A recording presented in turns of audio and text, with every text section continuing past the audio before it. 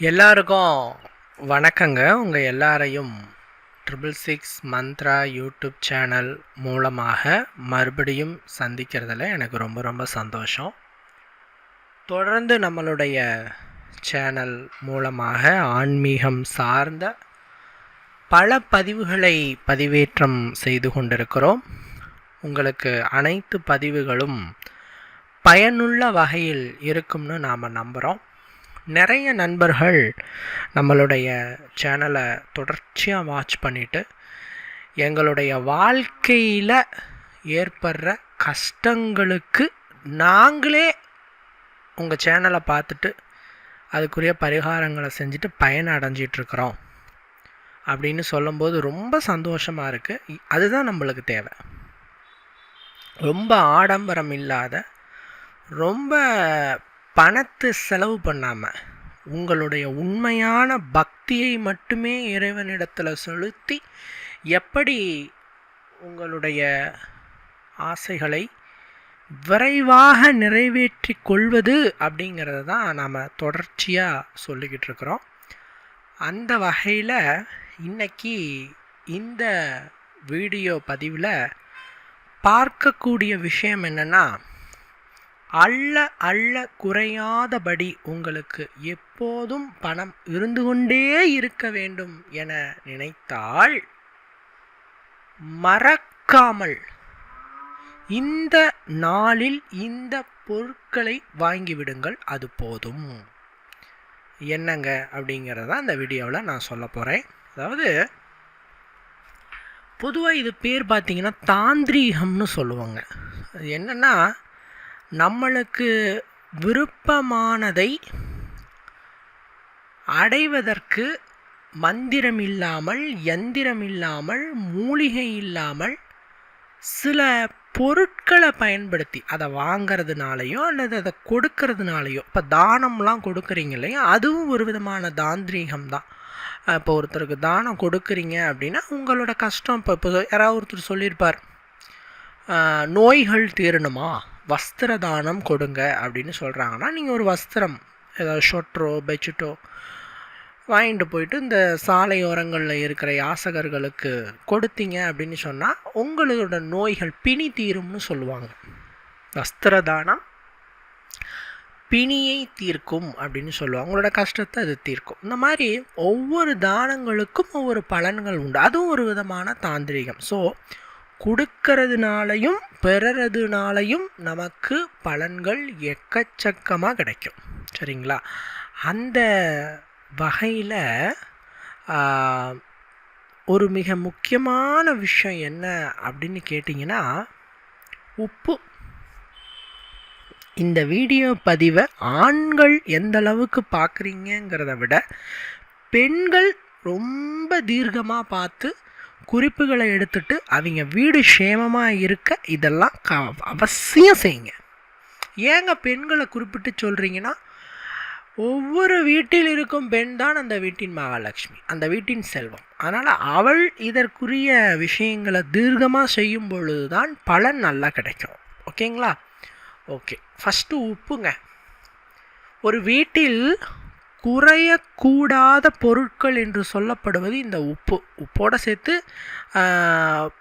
பருப்பு, அரிசி, இந்த பொருட்களெல்லாம் குறையக்கூடாது அப்படின்னு சொல்லுவாங்க. மெயின்லி உப்பு தான்.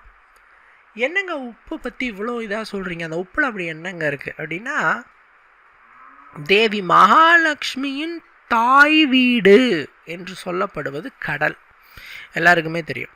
மகாலட்சுமி தேவியின் தாய் வீடு என்று சொல்லப்படுவது கடல். சமுத்திரத்திலிருந்து தான் தாய் தோன்றாங்க. அமிர்தம் வேண்டி திருப்பார்கடலை கடைந்த பொழுது வெளிப்பட்டவங்க தான் மகாலட்சுமி.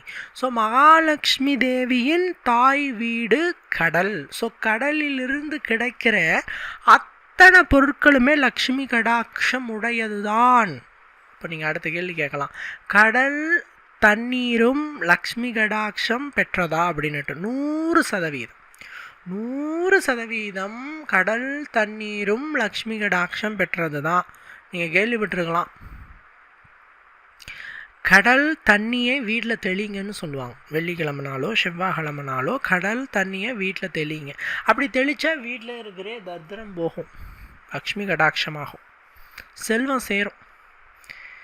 இந்த மாதிரி இந்த கடல் நீரும் அந்த கடலிலிருந்து கிடைக்கிற பொருட்களும், முத்து, சிப்பிகள், உப்பு என்று சொல்கிற பொருட்கள் அத்தனையுமே தேவி மகாலட்சுமியின் அம்சம் பெற்றது. அதில் எந்த விதமான டவுட்டுமே கிடையாது. அதே நேரத்தில் பார்த்தோம் என்று சொன்னால், நாம் இந்த உப்பில் தேவியின் பரிபூர்ண அருள் இருக்குது. மகாலட்சுமி நித்திய வாசம் செய்யும் 108 பொருள்களில் முதன்மையானது இந்த உப்பு. உப்பில் தேவி நித்திய வாசம் செய்கிறாள். ஒரு வீட்டில் எந்த அளவுக்கு உப்பு அதிகமாக இருக்கோ அந்த வீட்டில் லக்ஷ்மி குறைவில்லாமல் இருப்பாளுங்கிறது ஐதீகம். எது குறைஞ்சாலும் குறையலாம், வீட்டில் உப்பு குறையக்கூடாது. கரெக்டாக வெள்ளிக்கிழமையாக இருக்கும், வீட்டம்மா சொல்லும், ஏங்க உப்பு தீர்ந்து போச்சுங்க, போய் வாங்கிட்டு வாங்கங்க. வெள்ளிக்கிழமை நாள் உப்பு தீர்ந்து போச்சுங்கிற வார்த்தை வரலாமா? சொல்லுங்கள் பார்ப்போம். இந்த உப்பு அப்படிங்கிறதே செல்வத்திற்கான குறியீடு, லக்ஷ்மிக்கான ஒரு அம்சம். அதனால் எப்போதும் இந்த உப்பை வீட்டில் குறைய விடக்கூடாது.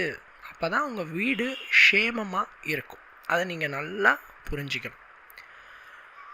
அதே நேரத்தில் பார்த்தோம்னு சொன்னால், உப்பை என்னைக்கு வாங்கலாங்கிற ஒரு விதியும் இருக்குது. எல்லா நாளும் வாங்கலாமாலும் கூட வெள்ளிக்கிழமை சுக்கிரஹோரையில் உப்பினை வாங்குவதும், அல்லது ஏற்கனவே வாங்கியிருக்குதுங்க அப்படின்னு என்ன பண்ணலாம், அந்த உடைத்து, அந்த உப்பு பாக்கெட்டை உடைச்சி அந்த உப்பை கையில் 2 கையால் அள்ளி உப்பு பாத்திரத்தில் கொட்டி வைக்கிற நேரமாக இந்த வெள்ளிக்கிழமை சுக்கிரஹோரையில் நீங்கள் தேர்ந்தெடுக்கலாம். அது என்னங்க வெள்ளிக்கிழமை சுக்கிரஹோரை அப்படின்னா காலை 6 to 7. வெள்ளிக்கிழமை காலை 6 மணியில் இருந்து 7 மணிக்குள் இந்த 1 மணி நேரத்தை நாம் சுக்கிரஹோரை என்று சொல்லுகிறோம். இந்த டைமில் வீட்டில் இருக்கிற பெண்கள் உப்பு வாங்கிட்டு வந்து உடைச்சி போட்டாலும் பரவாயில்ல, அல்லது உப்பு வந்து ஆல்ரெடி உங்ககிட்ட இருந்தாலும் கூட பரவாயில்ல, சரிங்களா? என்ன பண்ணலான்னா அப்படி கையில் அள்ளணும். அடுத்த கேள்வி கேட்பீங்க, எதுக்குங்க நாங்கள் கையில் அள்ளணும், ஏன் ஒரு ஸ்பூன் வச்சு போடக்கூடாதா, கரண்டி வச்சு போடக்கூடாதா, அப்படியே பேக்கெட்டை உடைச்சு அப்படியே குடுவியில் கொட்டக்கூடாதா அப்படின்னு கேட்டால், அது ஏன் அந்த சாஸ்திரம்னா, பெண்களினுடைய உள்ளங்கையில் லக்ஷ்மி இருக்கிறாள் என்பது சாஸ்திரம். லக்ஷ்மி பெண்களுடைய உள்ளங்கையில் குடியிருக்கிறாள். ஸோ அந்த உள்ளங்கையால் உப்பை அள்ளி ஜாடியில் கொட்டுறச்சே தான் உங்களுக்கு எப்படி சிறப்பான பலன்கள் கிடைக்கும், நல்ல பலன் கிடைக்கும். ஸோ இதை நீங்கள் பயன்படுத்தலாம். இன்கேஸ் காலையில் தவற விட்டுட்டோம், காலையில் 6 to 7 தவற விட்டுட்டோம், சாயங்காலம் 6 to 7 பயன்படுத்திக்கோங்க. காலையில் 6 to 7 நீங்கள் அந்த டைமை தவற விட்டுட்டிங்கன்னா ஈவினிங் 6 to 7. இந்த 2 டைமிங்கில் உங்களுக்கு எந்த டைமிங் ஏற்புடையதாக இருக்கோ அந்த நேரத்தில் உப்பை வாங்கியிருந்தாலும் சரி அல்லது ஆல்ரெடி இருந்தாலும் சரி, உப்பை கையில் அள்ளி பாத்திரத்தில் கொட்டி வைப்பதின் மூலம் பலன்கள் கிடைக்கும். சரிங்களா? இது வந்து ஒன்று. அடுத்து என்ன பொருளுங்க வாங்கலாம் அப்படின்னு கேட்டால், இந்த உப்பை போலவே வாங்கக்கூடிய மற்றொரு பொருள் என்னென்னா மஞ்சள் குங்குமம்.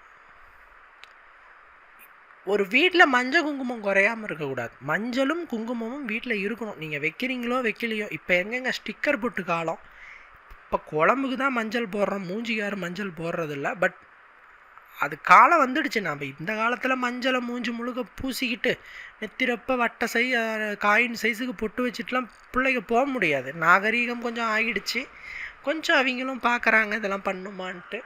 பட் இருந்த போதிலும் நீங்கள் பயன்படுத்தலைன்னா கூட குங்குமம் மஞ்சள் வீட்டில் இருக்கிறது சிறப்பு. இருக்கணும். குங்குமத்தை சிமிழில் போட்டு வைங்க. மஞ்சளாக வச்சா யூஸ் இல்லைங்க அப்படின்னா மஞ்சள் கிழங்காக வாங்கி வச்சுருங்க. ஒரு 5 ரூபாய்க்கு மஞ்சள் கிழங்கு, குண்டு மஞ்சள், விராலி மஞ்சள்னு இருக்குது, ஏதோ ஒரு மஞ்சள் வாங்கிட்டு வந்து சாஸ்திரத்துக்கு பூஜை அறையில் வச்சுருங்க. மஞ்சள் குங்குமம் இருக்கும் வீட்டில்தான் சுபகாரிய தடை இல்லாமல் இருக்கும்.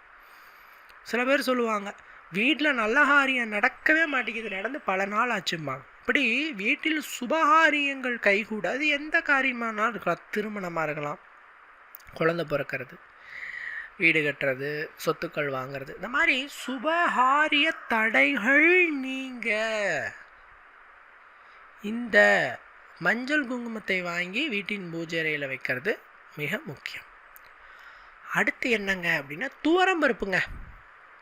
பொதுவாக பருப்புங்கிற பொருளை நாம் வீடுகளில் எப்பயுமே வச்சுக்க சொல்லுவோம். அதில் முன்னிலை பெற்றது துவரம் பருப்பு. நீங்கள் நல்லா பார்க்கலாம், ஒரு வீடு பால் காய்ச்சறச்சே இந்த துவரம் பருப்பு கொண்டு வந்து வைப்பாங்க. அரிசி, துவரம் பருப்பு, சர்க்கரை இதெல்லாம் வைப்பாங்க, உப்பு இதெல்லாம் வைப்பாங்க. என்ன காரணம் அப்படின்னா, இது எல்லாத்துலேயுமே லக்ஷ்மி கடாட்சம் இருக்குது. குறிப்பாக துவரம் பருப்பில் மகாலட்சுமி கடாட்சம் பரிபூர்ணமாக இருக்குது. என்றைக்குமே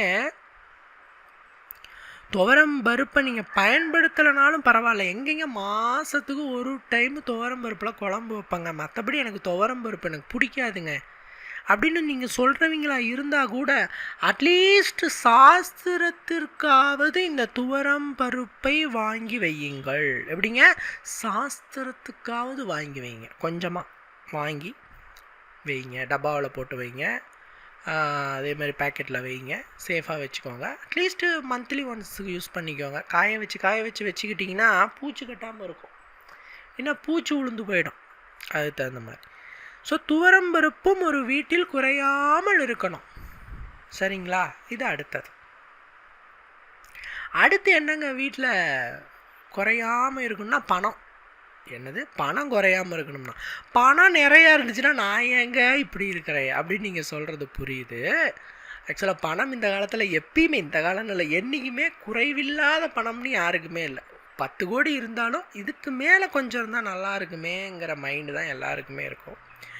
ஸோ குறைவில்லாத பணம்ங்கிறது யாரோட மைண்ட்லேயும் வராது. பட் இருந்தாலும் சுத்தமாக பணம் இல்லாமல் இருக்கிறது இட்ஸ் வெரி பேட். சமீபத்தில் நிறைய பேர் அப்படி நான் சந்திக்கிறேன். வீட்டில் சுத்தமாக காசு இல்லம்பாங்க. என்னப்பா சொல்கிறேன், 10 ரூபா கூட கிடையாதுங்க வீட்டிலம்பாங்க. கேட்கும்போது ரொம்ப ஒரு ஆச்சரியமாக இருக்கும். ஏங்க ஏதோ ஒரு எமர்ஜென்சி வருது, என்னங்க பண்ணுவீங்க, என்னங்க பண்ணுறது, தெரிஞ்சவங்கிட்ட கடன் வாங்குவோங்க அப்படின்னா ரொம்ப தப்புங்க அப்படின்னு. ஏன்னா ஒரு வீட்டில் பணம்ங்கிறது கொஞ்சமாவது இருக்கணும். அட்லீஸ்ட் உங்கள் வசதிக்கு ஏற்ப 100 ரூபா இருக்கலாம். ஒரு சாதாரண ஒரு தாத்தா பாட்டி இருக்கிற ஒரு வீடு, சாதாரணமாக ஒரு குடிசையில் இருக்கிறாங்க. இன்னொன்று தெரியுமா, பாட்டி தாத்தாங்க எப்பயுமே காசு வச்சுருப்பாங்க. என்ன சொல்லணும்னா, பாட்டிங்க முந்தானையில் முடிஞ்சு அந்த காசை வச்சுருப்பாங்க, நோட்டை முடிஞ்சு காசை வச்சுருப்பாங்க. ஆனால் இன்றைக்கெலாம் அந்த காலம் போயிடுச்சு. ஏன் நான் சொல்கிறேன்னா, வயதானவர்கள் அந்த சாஸ்திரத்தை இன்னும் கடைப்பிடிச்சிட்டு இருக்காங்க. பணம் கொஞ்சமாவது கையில் இருக்கணும். பணம் சுத்தமாக கரையக்கூடாது. மொத்தமாக பணம் உங்களிடத்திலே கரையும் பொழுது, தீரும் பொழுது, உங்களிடத்திலே லக்ஷ்மியும் முழுவதுமாக சென்று விடுகிறாள், முழுவதுமாக நீங்கி விடுகிறாள். அதனால் தயவு செய்து பணம் அப்படிங்கிற விஷயத்தில் மிகுந்த கவனமாக இருக்கணும். பணம் சேரணும்னா பணம் உங்கள்கிட்ட இருந்தால் தான் சேரும். அதனால் கொஞ்சமாவது பணத்தை, அதான் உண்டின்பாங்க. அந்த காலத்தெல்லாம் உங்கள்கிட்ட மேபி இல்லாமல் கூட போயிடலாம், பட் வீட்டில் காசு இல்லாமல் இருக்கக்கூடாதுதான் ஒரு உண்டி மாதிரி வச்சு அதில் தேவையான பணத்தை போட்டு வைப்பாங்க. அதுலையாவது பணம் வீட்டில் இருக்குங்கிற மாதிரி லக்ஷ்மி கடாட்சம் சேருமே அப்படிங்கிறதுனால தான். ஸோ பணம் வீட்டில் ஒருபோதும் சுத்தமாக குறைஞ்சு இருக்கக்கூடாது அப்படின்னு சொல்லலாம். சரிங்களா?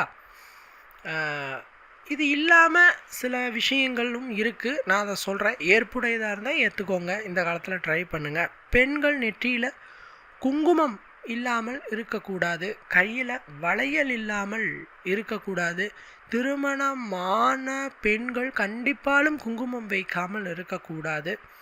அதே மாதிரி வீட்டுக்குள்ள தலை துவட்டக்கூடாது. அதே நேரத்தில் பார்த்தீங்கன்னா காலாட்டக்கூடாது.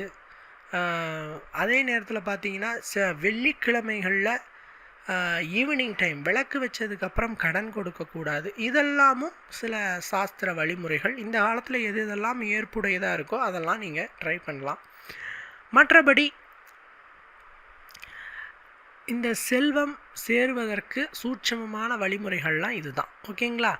கண்டிப்பாக இந்த வீடியோ உங்களுக்கு பயன் தரக்கூடிய வகையில் இருந்திருக்குன்னு நான் நம்புகிறேன். மற்றும் ஒரு வீடியோவில் உங்களை நான் சந்திக்கிறேன். நன்றி, வணக்கம்.